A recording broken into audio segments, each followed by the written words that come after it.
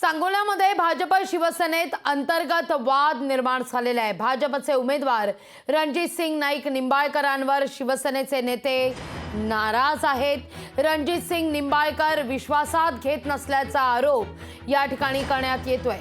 तसंच आमचं ठरलंय म्हणत शिवसेनेचा निंबाळकरांना इशारा सुद्धा आहे। रणजित सिंग नाईक निंबाळकरांसमोरील अडचणी आता वाढताना दिसतायत।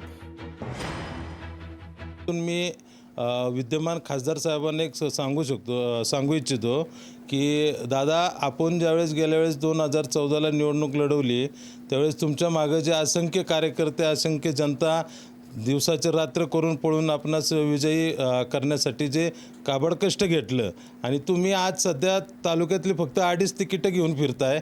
त्या 2.5 तिकिटाच्या जीवावरती तालुका येत नसतोय। तालुक्यातलं सर्वसामान्य गोरगरीब कष्टकरी शेतकरी कर्मचारी उपेक्षित यांच्यापर्यंत पोचणं तुमचं काम होतं, तुम्ही पोचला नाही। असू दे, जे काय आमचं ठरलं आहे येणाऱ्या निवडणुकीच्या निकालामध्ये आम्ही दाखवून देऊ की योग्य निर्णय कसा असतो आणि जनतेचा नेता कसा असतो ते। लोकशाही मराठी ऐका, पहा, जागरूक रहा।